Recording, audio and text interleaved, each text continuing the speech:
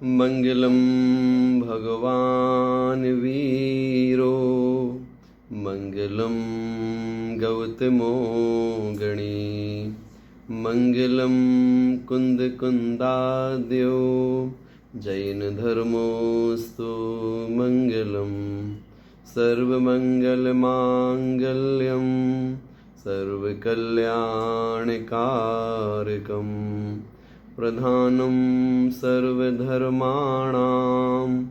जैनं जयतु शासनम् णमो अरिहन्ताणं णमो सिद्धाणं णमो आयर्याणं णमो उवझायाणं णमो लोये सौवसाहूणम् मोक्षमार्गस्य नेतारं भेतारं कर्मभूभृतां ज्ञातारं विश्वतत्त्वानां वन्दे तद्गुणलब्धये। पंच परमेष्ठी भगवान की जय। द्वादशांग जनवाणी माता की जय। परम पूज्य आचार्य गुरुवर विद्यासागर जी महाराज की जय। 3 कम 9 करोड़ महामुनिराजों की जय। 5 लब्धियों का प्रसंग क्रम क्रम से हम सभी लोग सुन रहे हैं। हमने देखा कि जो क्षयोपशम लब्धि है उसमें कर्म के उदय की मुख्यता है, और जो दूसरी विशुद्धि लब्धि है उसमें कर्म बंध की मुख्यता है, और जो तीसरी देशना लब्धि है उसमें उपदेश की मुख्यता है, और चौथी प्रायोग लब्धि है उसमें सत्ता की अपेक्षा से विषय बताया जाता है। अर्थात कहीं तो कर्म का उदय अनंत गुनाहीन होकर के आ रहा है, कहीं कर्म बंध साता वेदनी आदि पुण्य प्रकृतियों का बंध हो रहा है, तो कहीं पर जो कर्म की स्थिति है वो कम होते होते अंतः कोटा कोटि सागर और उससे भी कम हो रही है। ऐसे जो लब्धियां हैं इनके माध्यम से आत्म कल्याणकारी कार्य क्रम से होता चला जा रहा है।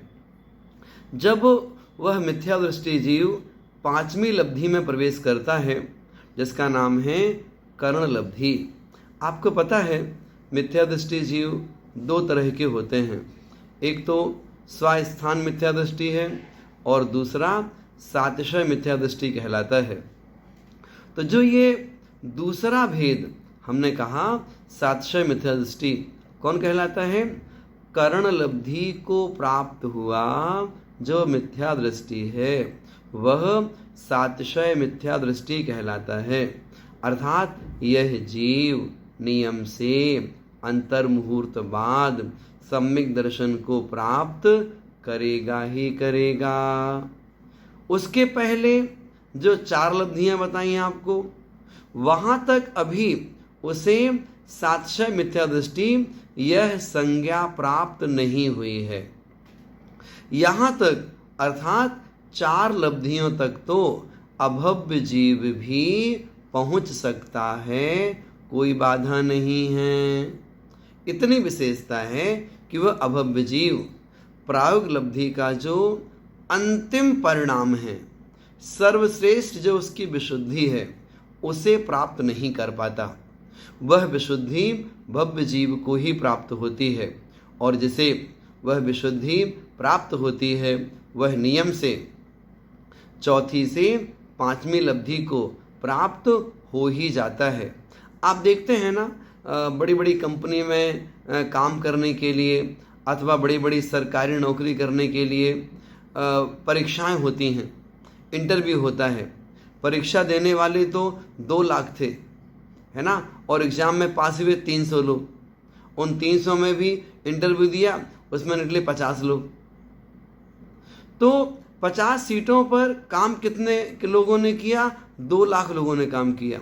उसी प्रकार से 4 लब्धियों तक तो बहुत सारे जीव पहुंच सकते हैं। 5वीं लब्धि में प्रवेश पाना कठिन कार्य है।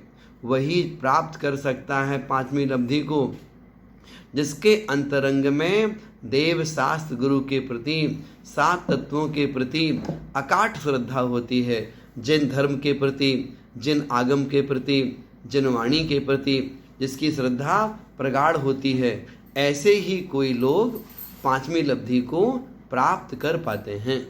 इस प्रकार से इस लब्धि को लेके आचार्यों ने कई सारी बातें कही हैं। आइए एक एक करके 5वीं लब्धि की जो व्याख्या है आपके सामने की जा रही है। नाम है करण लब्धि। करण मतलब परिणाम। किसके परिणाम? उस जीव के परिणाम। कैसे परिणाम? ऐसे परिणाम जो सामान्यतः जीवों के नहीं होते हैं। ऐसे परिणाम जो आत्म कल्याणकारी हैं। ऐसे परिणाम जो मोहनी कर्म पर प्रहार करने वाले होते हैं। प्रहार करने वाले मतलब क्या? मतलब ये कि जो मोहनी कर्म है उस मोहनी कर्म की सत्ता को नष्ट करने में, उस मोहनी कर्म की कुछ प्रकृतियों को उपशम करने में, मोहनी कर्म की प्रकृतियों को और स्थिति अनुभाग कम कराने में जो परिणाम कारण बनते हैं, इस प्रकार के जो परिणाम हैं वो करण लब्धि में हुआ करते हैं। वो परिणाम कितने तरह के होते हैं? वे 3 तरह के होते हैं। उनके नाम क्या हैं? पहला है अधःकरण, दूसरा है अपूर्वकरण, तीसरा है अनिवृत्तिकरण। ये 3 प्रकार के परिणाम हैं। शब्द है अधःकरण। अधः मतलब निचला, करण मतलब परिणाम। तो निचला परिणाम अर्थात कर्म का उपशम, क्षय उपशम करने के लिए जो पहला परिणाम होता है वह अधःकरण कहलाता है। जैसे हमने कहा ना, अधःकरण, अधः माने निचला, करण माने परिणाम। तो वो किस विशेषता को प्राप्त होता है? तो आचार्य कहते हैं समसमयवर्ती जीवों के परिणाम समान और असमान दोनों तरह के हैं। विषम समयवर्ती जीवों के परिणाम भी समान और असमान दोनों प्रकार के हैं। ऐसी जो परिणामों की स्थिति बनती है, जब तक बनी रहती है तब तक उसके उस परिणाम को अधःकरण इस नाम से कहा जाता है। मतलब क्या हुआ? ध्यान दीजिएगा। जैसे कि हमने कल आपको बताया था कि 1 नंबर से लेके 33 नंबर तक का परिणाम है, इसको हमने अधःकरण कहा है। तो 2 जीव हैं और एक साथ, 2 जीव हैं एक साथ एक ही समय में अधःकरण परिणामों को प्राप्त होते हैं। जो पहला जीव है उसने 2 अंक पाए और दूसरा जीव है उसने 3 अंक पाए। समय कैसा है? समसमय है। और परिणाम कैसे हैं? किसी के 2 नंबर हैं, किसी के 3 नंबर हैं। ये क्या हुए? समसमयवर्ती जीव के परिणाम विषम, सम भी हो सकते हैं। 2 जीव हैं एक साथ अधःकरण परिणाम को प्राप्त हुए। परिणाम कैसे? 2 अंक 2 अंक, दोनों के परिणाम कैसे? 2-2 नंबर वाले हैं। तो समसमयवर्ती जीवों के परिणाम समान भी हो सकते हैं, असमान भी हो सकते हैं। अब देखो, विषम समयवर्ती, उनके परिणाम भी समान और असमान दोनों तरह के हो सकते हैं। कैसे होंगे? एक गया था 2 अंक में 2 नंबर पे, एक गया 3 नंबर पे। अब क्या हुआ? 2 नंबर वाला चला गया 4 नंबर पे, 3 नंबर वाला चला गया 4 नंबर पे। तो दूसरे समय में परिणाम कैसे हो गए? समान हो गए। अब क्या हुआ? एक था 2 नंबर पे, एक था 3 नंबर पे। 2 नंबर वाला चला गया 6 नंबर पे और 3 नंबर वाला गया 5 नंबर पे। तो समसमय परिणाम कैसे हो गए? असमान हो गए। तो अधःकरण में समसमयवर्ती जीवों के परिणाम समान और असमान दोनों तरह के हैं। विषम समयवर्ती जीवों के परिणाम भी समान और असमान दोनों तरह के हैं। हमें पहुंचना कहाँ तक है? हमें पहुंचना है 1 नंबर से लेके 33 नंबर तक, वहाँ तक पहुंचना पड़ेगा। तो वहाँ तक जो एक परिणामों की प्रतिस्पर्धा चलती है वह अधःकरण परिणाम कहलाता है। दोनों क्रम से आगे बढ़ेंगे। देखो, 2 नंबर वाला ऊपर ही जाएगा, 3 नंबर वाला ऊपर ही जाएगा। हम ऐसा नहीं बोलेंगे कि आगे आगे समयों में कोई अभी 12 नंबर पे पहुंच गया है तो 12 नंबर वाला गिर के 8 नंबर पे आ जाएगा, 10 नंबर पे आ जाएगा। नहीं नहीं, अधःकरण परिणामों में भी जीव के परिणाम विशुद्ध होते चले जाते हैं। आगे आगे उसकी विशुद्धि बढ़ेगी ही बढ़ेगी, विशुद्धि कम नहीं होनी है। इसलिए एक जीव परिणामों की अपेक्षा गिरता नहीं है। बात चल रही है नाना जीवों की, तो नाना जीवों की अपेक्षा परिणाम कैसे हो रहे हैं? हो रहे आगे आगे ही। लेकिन आगे आगे में कोई 5 नंबर पे है, कोई 7 नंबर पे है, कोई 8 नंबर पे है, कोई 12 नंबर पे है, कोई 12 नंबर पे है। तो इस प्रकार की परिणति परिणामों की हो रही है। लेकिन विशुद्धि बढ़ती है, भाव अच्छे अच्छे होते चले जाते हैं। किसकी चर्चा की हमने चर्चा की अधःकरण की। इसमें क्या होता है? इसमें थोड़े थोड़े कर्मों की निर्जरा होती रहती है, भावों की विशुद्धि भी बनती रहती है। अब ये दोनों मिथ्या दृष्टि जीव 33 नंबर तक के परिणामों को प्राप्त हो गए। अब क्या है? अब शुरू होगा अगला परिणाम। उसका नाम क्या है? उसका नाम है अपूर्वकरण। अब शब्द क्या है? अपूर्वकरण। अर्थ क्या हुआ? पूर्व में वैसे परिणाम नहीं हुए, इसलिए उसका नाम पड़ा अपूर्वकरण। यहाँ पर पूर्व का मतलब क्या? पूर्व का मतलब पूरा संसार पहले का उसका? नहीं, यहाँ पूर्व का मतलब है उसके पहले का समय। पूर्व का मतलब है उसके पहले का समय। जैसे हमने कहा अपूर्वकरण, कितना समय लगता है? समय अंतर मुहूर्त काल लगता है। उस अंतर मुहूर्त में आगे आगे परिणाम अनंत गुणे विशुद्ध, अनंत गुणे विशुद्ध, अनंत गुणे विशुद्ध होंगे, परिणाम कम नहीं होंगे। तो पिछले समय की अपेक्षा से आगे आगे के समय का जो परिणाम है वह कैसा है? वह विशुद्धतर विशुद्धतर विशुद्धतर है। इसलिए पिछले समय की अपेक्षा परिणाम श्रेष्ठ श्रेष्ठ है।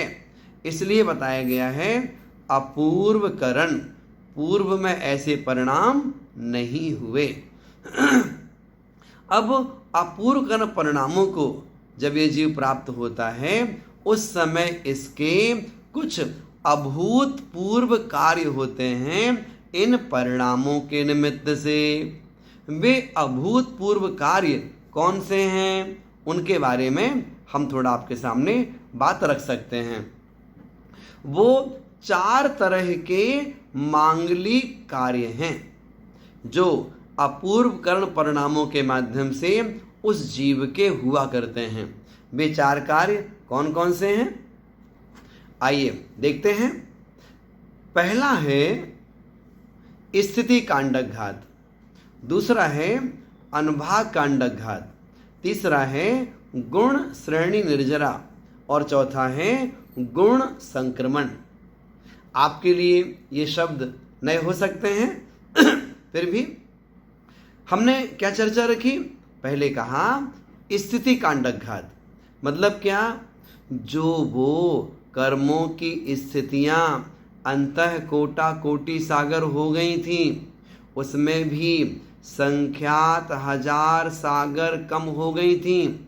वो कर्मों की स्थितियां अपूर्व करण परिणामों के महात्म से प्रति समय पल्योपम का संख्यात्मा भाग, पल्योपम का संख्यात्मा भाग, ऐसे करते करते करते और कम और कम और कम और कम कम होती चली जा रही हैं।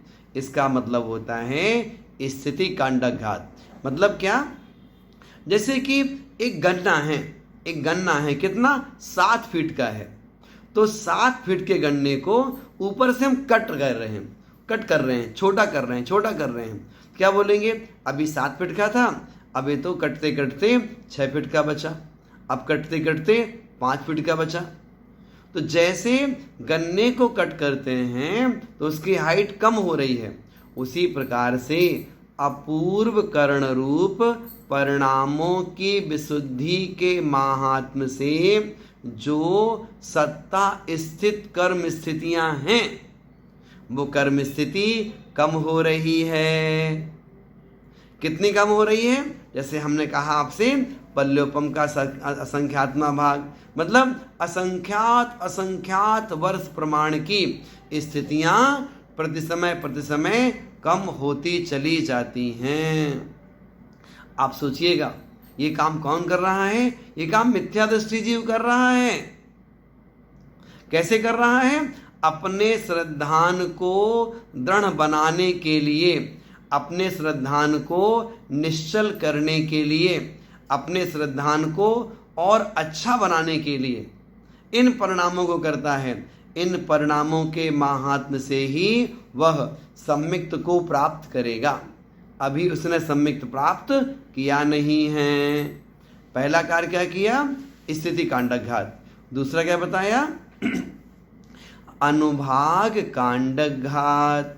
अनुभाग बोलते हैं कर्म की जो फलदान शक्ति है उसे अनुभाग कहते हैं। तो कर्म की फलदान शक्ति को कम करता है।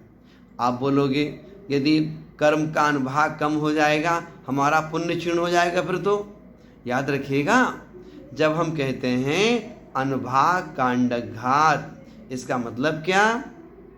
हमारे आत्मा में जो पूर्वकृत कर्म बंधे हुए हैं, उन कर्मों में जो पाप प्रकृतियां बंधी हुई हैं, उन पाप प्रकृतियों का अनुभाग क्रम क्रम से और क्षीण और क्षीण और क्षीण हो रहा है। याद रखिएगा, परिणामों की विशुद्धि के महात्म से कभी भी पुण्य का अनुभाग क्षीण नहीं होता है ना? तो यहाँ तो भावों की विशुद्धि चल रही है। उससे क्या लाभ होता है? उससे लाभ है जो आत्मा में पूर्व के पाप कर्म बंधे हुए हैं उनकी फलदान शक्ति कम हो रही है। आपको याद है ना, कल आपको बताया था, जैसे घातीय कर्म हैं, इनकी अनुभाग शक्ति लता, दारू, अस्थि, शैल इस रूप होती है। तो प्रायोगलब्धि के महात्म्य से अस्थि और शैल रूप जो अनुभाग शक्ति थी उसे तो कम ही कर दिया था। अब यहाँ पर जो लता और दारू, तो जो दारू मतलब होता है लकड़ी, तो जो मोटी लकड़ी है, तना जैसे बोलते हैं, जो लकड़ी है उस लकड़ी में जो सर्वघाती स्पर्धक हैं वो अनुभाग शक्ति धीरे धीरे कम होती है। हाँ, क्या कम हो रहा है? पाप कर्म का अनुभाग कम हो रहा है। इसी प्रकार से जो अघातीय कर्म हैं, इसमें असाता, वेदनीय आदि जो पाप प्रकृतियां हैं, उनकी जो अनुभाग शक्ति है वो कम होती है। वो कैसी होती है? नींब, कांजीर, विष, हलाहल। तो विष और हलाहल रूप जो अनुभाग शक्ति थी उसे तो प्रायोगलब्धि में ही कम कर दिया था। फिर यहाँ क्या होगा? तो जो नीम और कांजीर, तो कांजीर रूप जो अनुभाग शक्ति होती है ना, वो और कम और कम और कम होती चली जाती है। आप बोलोगे ये जो पाप कर्म हैं इनकी अनुभाग शक्ति कम होती है तो क्या लाभ होता है?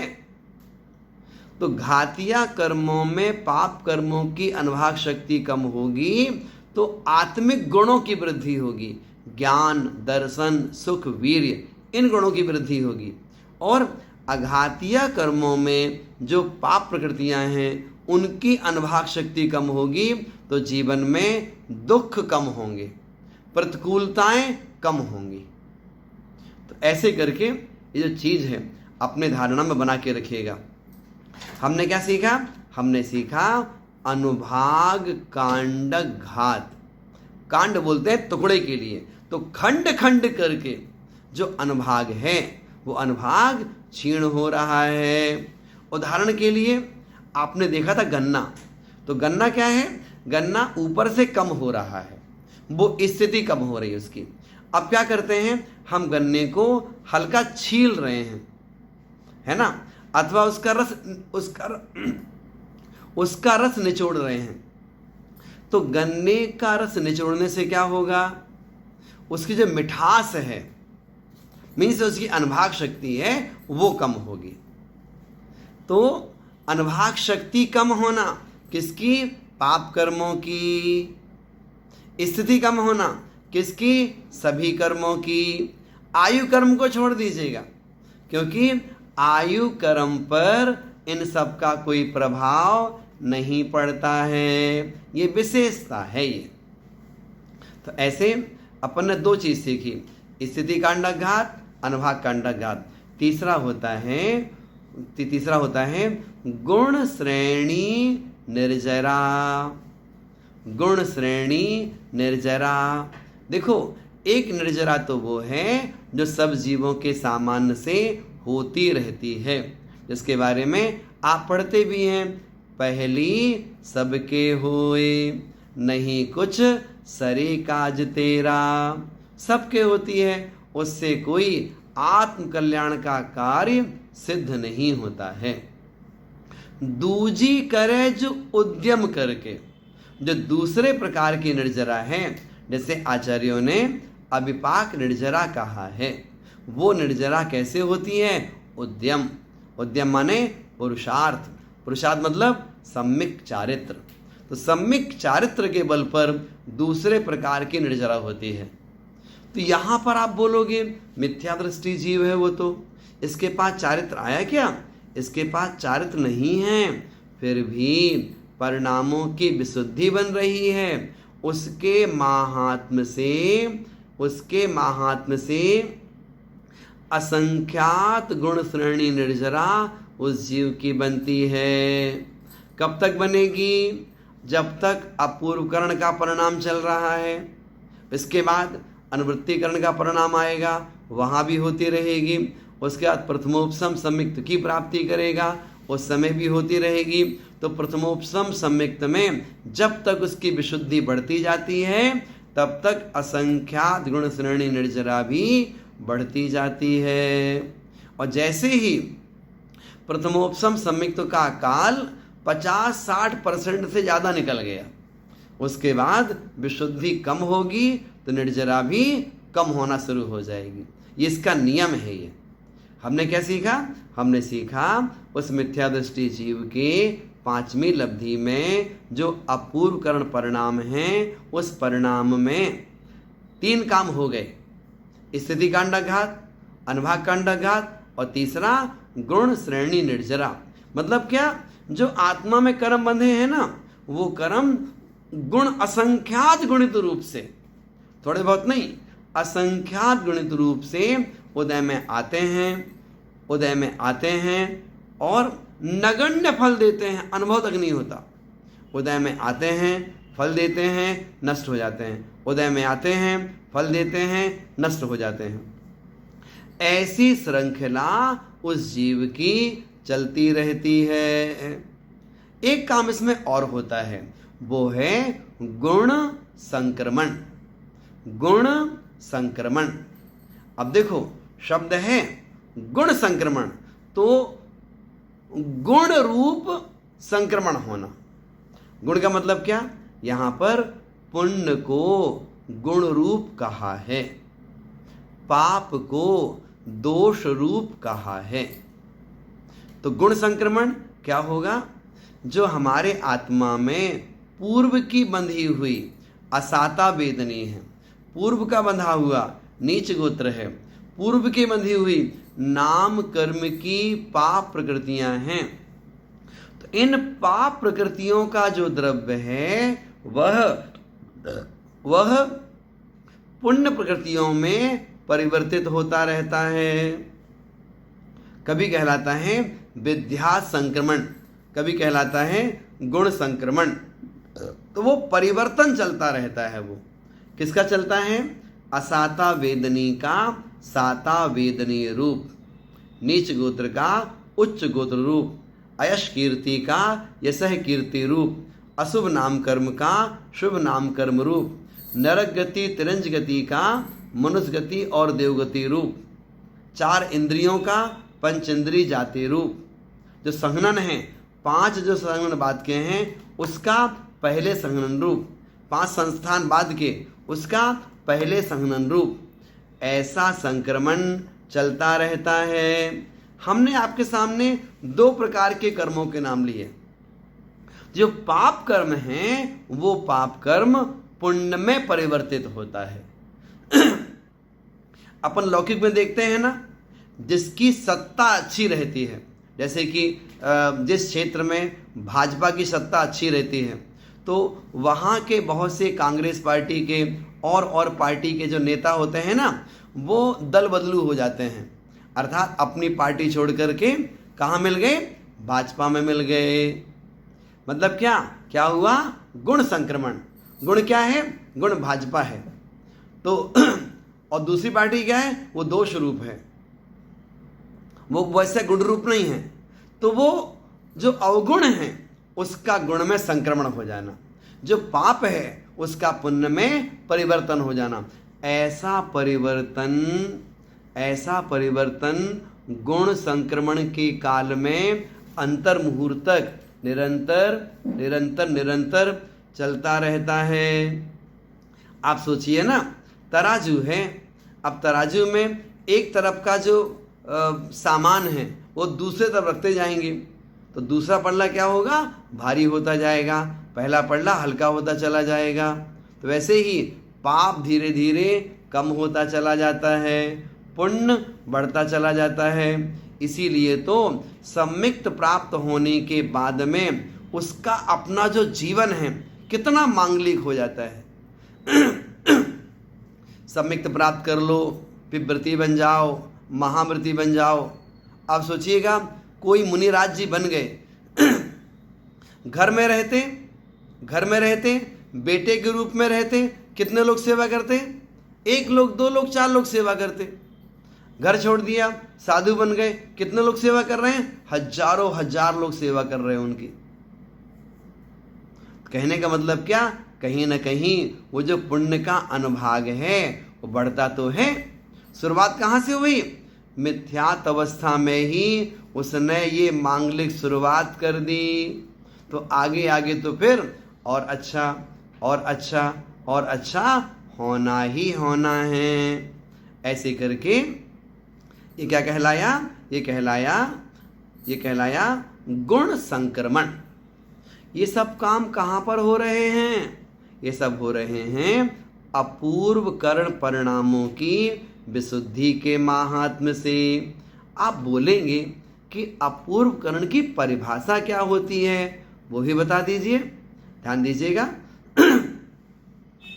समसमयवर्ती जीवों के परिणाम समान और असमान। फिर सुनो, समसमयवर्ती जीवों के परिणाम समान और असमान, लेकिन विषम समयवर्ती जीवों के परिणाम असमान ही होते हैं। उसे बोलते हैं अपूर्व करण। मतलब क्या? 33 नंबर तक पहुंचे थे ना, अब 33 के बाद में आगे बढ़ना है। आगे बढ़ना है। तो दो लोग 33 से आगे बढ़ेंगे, एक गया 34 में, एक गया 35 में। तो समसमवर्ती के परिणाम कैसे हो गए? असमान हो गए। अब देखो 33 नंबर के बाद एक गया 36 में, ये भी गया 36 में, तो समसमवर्ती के परिणाम समान हो गए। तो समसमवर्ती जीवों के परिणाम जहाँ समान अथवा असमान दोनों तरह के हो सकते हैं, लेकिन विषम समयवर्ती जीवों के परिणाम असमान ही रहेंगे।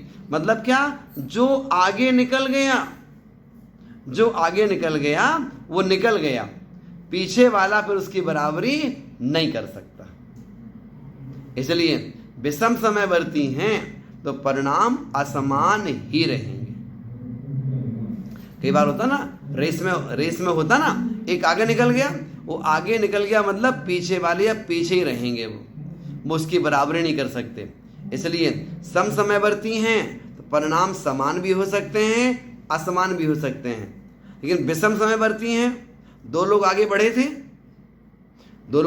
थे, अब उन दो में से अगर एक आगे बढ़ गया है तो दूसरा वाला जो है ना उसके पीछे ही रहेगा, आगे नहीं जा पाएगा वो, और बराबरी भी नहीं कर सकता उसकी।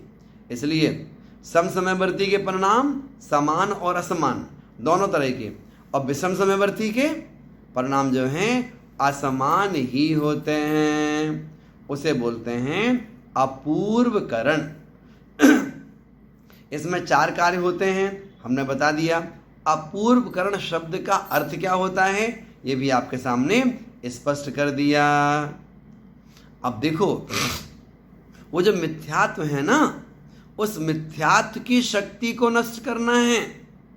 उस शक्ति को नष्ट करने के लिए कितना सारा अंतरंग पुरुषार्थ मिथ्या दृष्टि जीव को करना पड़ रहा है। सम्यक्त होने के बाद पुरुषार्थ करेंगे, कोई बड़ी बात नहीं है, लेकिन पहले गुण स्थान में भी वह आत्मिक पुरुषार्थ उसका चल रहा है। अब कहाँ चलेंगे अपन? अब चलेंगे तीसरी लब्धि की, तीसरे करण की ओर। अभी क्या सीखा हमने? परिणाम था 33 नंबर, बढ़ते बढ़ते बढ़ते बढ़ते कहाँ पहुँच गया? 66 नंबर तक पहुँच गया। तो 33 से ऊपर 66 तक परिणाम कैसे हैं? अपूर्व करण। परिणाम कैसे हैं? पूर्व में परिणाम वैसे नहीं थे, आगे आगे के समय में परिणाम विशुद्धतर विशुद्धतर विशुद्धतर होंगे। लेकिन जब हम तीसरे करण की बात करते हैं तो फिर हमारे आचार्यों ने और विशेषताएं बता दी। वो विशेषताएं क्या हैं? आइए क्रम से देखते हैं। हम पहुँचे अनुवृत्तिकरण में। शब्द क्या है? अनिवृत्तिकरण। अनिवृत्ति, निवृत्ति मतलब होता है, निवृत्ति मतलब होता है भेद, और अनुवृत्ति जहाँ भेद नहीं है, अर्थात जहाँ जीवों के परिणामों में भेद नहीं होता है। आप सोचिएगा बड़े बड़े ग्रंथों में जहाँ परिभाषा लिखी अनुवृत्तिकरण की, वहाँ क्या लिखते हैं आचार्य? आचार्य लिखते हैं जहाँ शरीर की अवगाहना, शरीर का रंग, उम्र इत्यादि की अपेक्षा से भेद देखा जा सकता है, लेकिन परिणामों की अपेक्षा जहाँ भेद नहीं होता है। आप सोचो, हम सामान्य संसारी जीवों की बात करते हैं ना, तो कहा जाएगा कि कहीं भले रूप रंग एक साथ दिख जाए, लेकिन भाव किसी के एक से होते ही नहीं, सबके भाव अलग अलग होते हैं। लेकिन जो जीव मोक्ष मार्ग में आगे बढ़ने के लिए जो अंतरंग पुरुषार्थ कर रहा है, उस पुरुषार्थ के समय में उसके परिणाम एक से हो जाएंगे।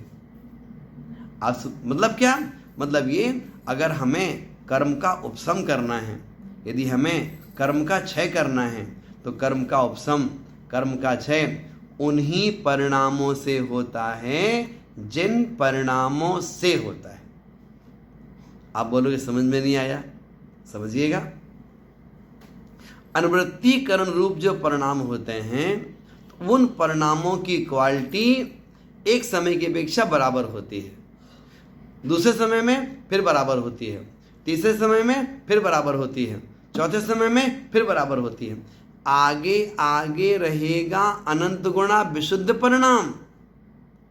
लेकिन वो जो विशुद्धि है ना, वो जो विशुद्धि है, उस विशुद्धि का जो एक प्रकार से मेजरमेंट है वो बराबर रहेगा। जैसे हमने कहा विशुद्धि में 3 की वृद्धि है, विशुद्धि में 3 की वृद्धि है, तो 3 की ही वृद्धि होती है। कितने भी जीव अनुवृत्ति करण रूप परिणाम को प्राप्त करें। जैसे हमने सीखा था परिणाम क्या था, 66, अब 67 से लेना है, तो परिणाम हुआ 67, 67 के बाद 66 से ले लो, 66 था, 66 से 3 बढ़ाया है ना, 69 हुआ, 72 हुआ, 75 हुआ, 78 हुआ, 81 हुआ, 84 हुआ, 87 हुआ, 90 हुआ। 3 का रेशियो बढ़ेगा, न 2 का न 4 का। इसलिए अनुवृत्तिकरण में जब परिभाषा पढ़ते हैं क्या सीखते हैं, समसमयवर्ती जीवों के परिणाम समान हैं, समसमयवर्ती जीवों के परिणाम समान हैं, विषम समयवर्ती जीवों के परिणाम भी समान होते हैं, है ना। मतलब क्या, मतलब ये समसमयवर्ती जीवों के परिणामों की अपेक्षा से विषम समयवर्ती जीवों के परिणाम जहां समान ही रहें, समान मतलब क्या, ध्यान दीजिएगा समान मतलब क्या, विशुद्धि एक सी बढ़ेगी। इसलिए अगले समय जब परिणाम होगा ना उतना ही विशुद्ध होगा, उससे ज़्यादा नहीं, उससे कम नहीं। ये विशेषता होती है अनुवृत्तिकरण रूप परिणामों की। शब्द क्या बताया, निवृत्ति अर्थात भेद, अनुवृत्ति जहाँ परिणामों में भेद नहीं होता है। तो इस प्रकार से ये जो तीसरा करण है इसमें कुछ अंतरंग कार्य घटित होता है। वह कार्य क्या घटित होता है, आप देखिएगा अनुवृत्तिकरण में जो कार्य अपूर्व करण में चल रहा था वह कार्य अनुवृत्तिकरण में भी चलता है। अर्थात चाहे वो गुण संक्रमण हो, गुण श्रेणी निर्जरा हो, स्थिति कांडक घात हो, अनुभाग कांडक घात हो, ये सारे कार्य तो अनुवृत्तिकरण में चलते ही रहते हैं। इसके साथ साथ में एक और विशेष कार्य है जो यहाँ पर घटित होता है। क्या होता है, ध्यान दीजिएगा। अनुवृत्तिकरण का काल अंतर मुहूर्त होता है। उस अंतर मुहूर्त में जब बहुभाग व्यतीत हो जाता है और एक भाग शेष रहता है, हमें पुनः बोलना होगा। अनुवृत्तिकरण का काल अंतर मुहूर्त है, इसमें बहुभाग बीत गया और एक भाग शेष बचा। उस समय आचार्य कहते हैं कि जो मिथ्यात्व कर्म हैं उस मिथ्यात्व कर्म के 2 टुकड़े हो जाते हैं। उस मिथ्यात्व कर्म के 2 टुकड़े हो जाते हैं। तो जो पहला टुकड़ा है, जो पहला टुकड़ा है उसको बोलते हैं प्रथम स्थिति, और दूसरा टुकड़ा है उसे बोलते हैं द्वितीय स्थिति। एक है आगाल, एक है प्रत्यागाल।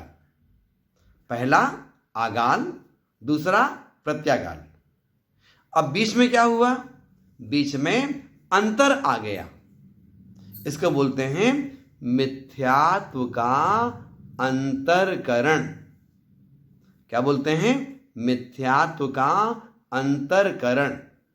जैसे उदाहरण के लिए तालाब के पास पहुंचे, नहाने का भाव हुआ।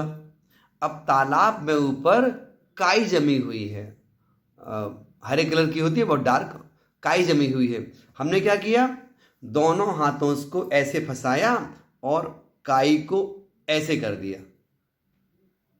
काई क्या हुई, आधी इधर चली गई, आधी इधर चली गई। बीच का स्थान खाली हो गया। ऐसे ही जो प्रथम स्थिति का मिथ्यात्व है वो आगाल है, वो उदयावली की ओर है, और जो द्वितीय स्थिति का मिथ्यात्व है वो प्रत्यागाल है, वो सत्ता में पीछे की ओर चला गया। सत्ता में पीछे कितना चला गया? वो अंतर मुहूर्त पीछे खिसक गया। तो जो प्रथम स्थिति का मिथ्यात्व था वो धीरे धीरे उदय में आएगा। क्या चल रहा है? परिणाम चल रहा है अनुवृत्तीकरण। उस अनुवृत्तीकरण रूप परिणाम में जब बहुभाग बीत गया, एक भाग शेष रहा, उस समय उस मिथ्यात्व के दो टुकड़े हुए। तो पहली स्थिति वाला जो मिथ्यात्व है वो उदयावली की ओर आ रहा है, और उदयावली की ओर आ करके जो अनुवृत्तीकरण का काल शेष बाकी था उतने में प्रथम स्थिति का पूरा मिथ्यात्व उदय में आकर के जैसे ही नष्ट हुआ, अर्थात प्रथम स्थिति के मिथ्यात्व का अंतिम निषेध जैसे उदय में आके नष्ट होता है, वैसे ही द्वितीय स्थिति का जो मिथ्यात्व है उसके 3 टुकड़े हो जाते हैं। उन 3 टुकड़ों का नाम क्या है? उनका नाम है मिथ्यात्व, सम्यक मिथ्यात्व और सम्यक प्रकृति। कितने नाम पड़ गए? 3। अभी एक था, अब उसके 3 टुकड़े हो गए। उनके ये 3 नाम पड़ जाते हैं, है ना? ये 3 नाम पड़ गए। इसका मतलब क्या हुआ? इसका मतलब ये, जो मिथ्यात्व की अनुभाग शक्ति थी वह 3 भागों में परिवर्तित हो गई।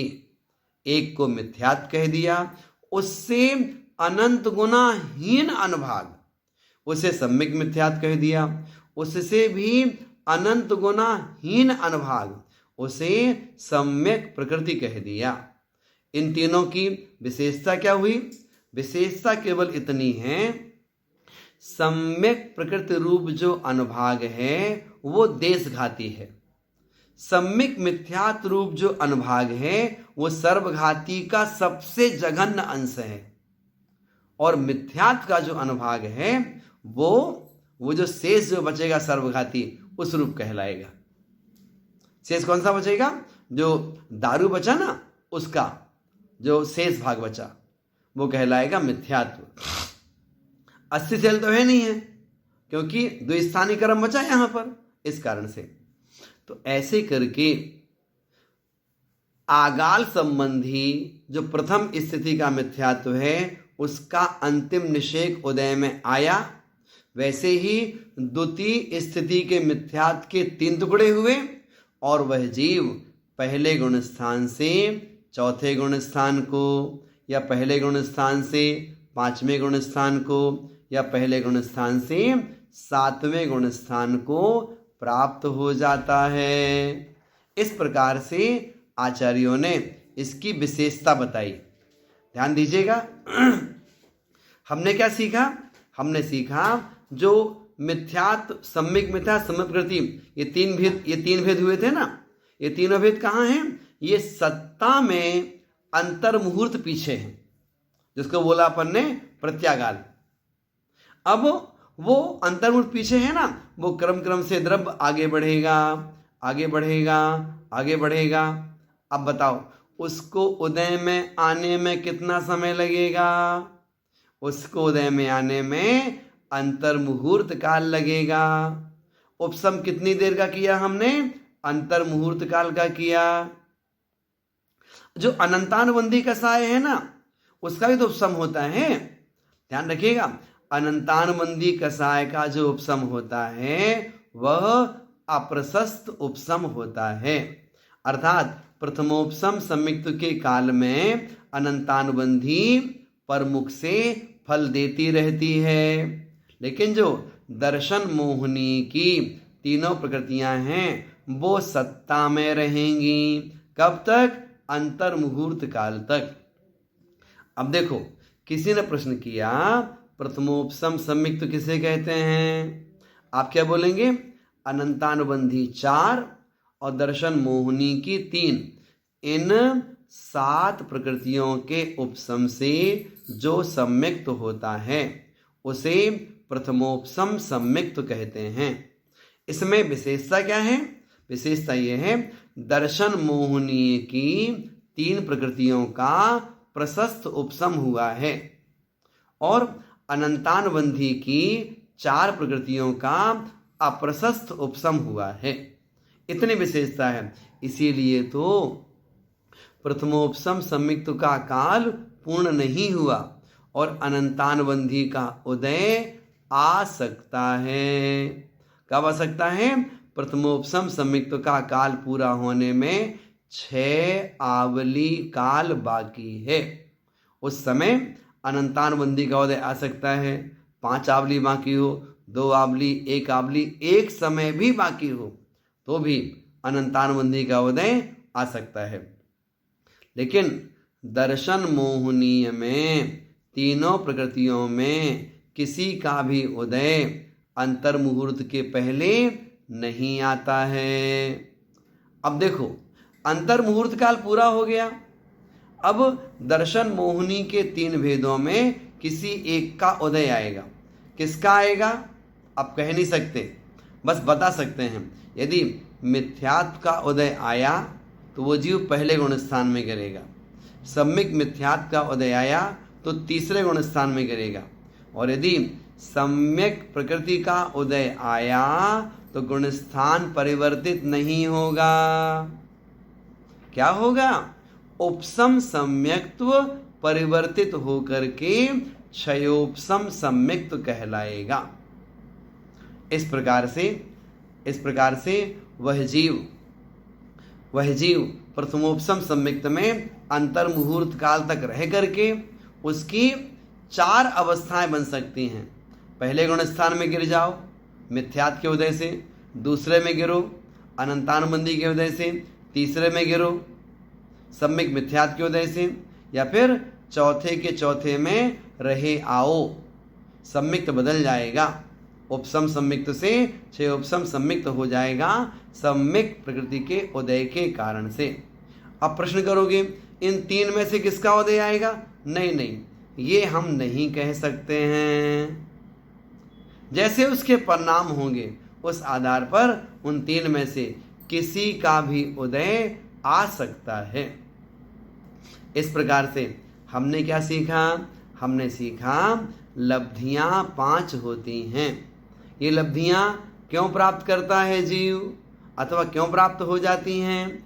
जब कोई जीव सम्मिक्त प्राप्त करना चाहता है तो सम्मिक्त प्राप्ति के पूर्व जो उसके आत्मा की भाव भूमि होती है वो किस तरह की होती है, उस भाव भूमि की अपेक्षा से विषय का प्रतिपादन यहाँ पर किया गया है कि उसकी भाव भूमि अर्थात उसका आत्म परिणाम बहुत ही निर्मल होता है और वह आत्म कल्याण के लिए, निर्वाण प्राप्ति के लिए अंतरंग में भावनाएं भाता है। अपनी आत्मा को शुद्ध करने का परिणाम उसके अंतरंग में है। ऐसी जो भव्य आत्मा है वह भव्य आत्मा अंतरंग में कर्मों का उपशम करके और बहिरंग में देव शास्त्र गुरु आदि के निमित्त से सम्मिक्त प्राप्त करके अपने अनंत संसार को छेद कर अर्ध पुद्गल परावर्तन शेष कर देती है। तो इस प्रकार से जो हमारा आत्मिक परिणाम है, ये आत्मिक परिणाम ही सम्मिक्त प्राप्ति कराने वाला हुआ करता है। सम्मिक्त कोई बाहरी वस्तु नहीं है, सम्मिक्त कोई मंदिर में रखी वस्तु नहीं है कि लेकर के आ जाएंगे हम, बाजार में मिलने वाली वस्तु भी नहीं है उसे खरीद लेंगे हम।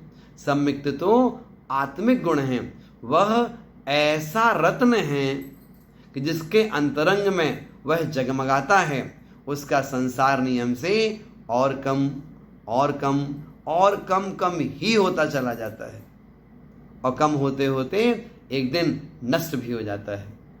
इस प्रकार से विगत 4 दिनों से हम सभी ने जो ये 5 लब्धियां हैं इसके बारे में विस्तार से सुना। आप सब भी चिंतन करिएगा, चिंतन करके अपने जीवन को और अच्छा बनाइएगा। आज आपने कुछ शब्द सुने हैं संक्रमण इत्यादि, तो हमारा ऐसा भाव है आगे कुछ कक्षाएं हम और लेंगे जिसमें आपको हम 10 करण को लेकर के उसकी जो विशेषता है वो आपको बताएंगे। आज के विषय हम इतना सीखते हैं। इस कक्षा को आप 2 बार 3 बार भी सुनेंगे तो भी कम है, क्योंकि ये विषय बार बार सुनेंगे तभी धारणा अच्छी तरह से बन सकती है। हम सबकी धारणा अच्छी बने, इसी मंगल भावना से आज की बात को यहाँ पर पूर्ण करते हैं। आइए माँ जिनवाणी की स्तुति करें। बोधि समाधि परिणाम शुद्धि स्वात्मोपलब्धि शिव सौख्य सिद्धि चिंतामणिं चिंतित वस्तुदाने त्वां वन्द्यमानस्य ममास्तु देवी। 9 बार नमोकार मंत्र का स्मरण करते हैं।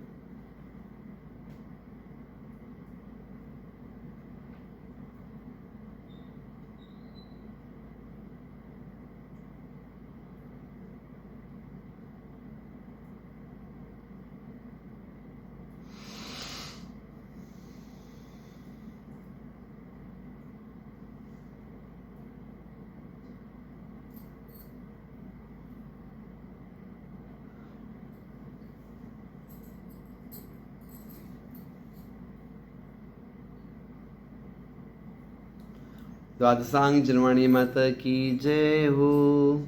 जय जिनेन्द्र। अब हम जिनवाणी स्तुति करेंगे। मिथ्यात्म नाश वे को ज्ञान के प्रकाश वे को आपा पर भास वे को भानु सीमा खानी है। छहो द्रव्य जान वे को बंध विधिमान वे को स्वापर पहचान वे को परम प्रमाणी है। अनुभव बताए वे को जीव के जीताए वे को काहू न सताए वे को भव्य और आनी है। जहाँ तहाँ तार वे को पार के उतार वे को सुख विस्तार वे को यही जिनवाणी है। जिनवाणी के ज्ञान से सूझे लोकालोक सो वाणी मस्तक धरो सदा देत हूँ दो। हे जिनवाणी भारती तो ही जपो दिन चैन जो तेरी शरण गए सो पावे सुख चैन। अब हम शांति पूर्वक 9 बार नमोकार मंत्र के जाप करेंगे।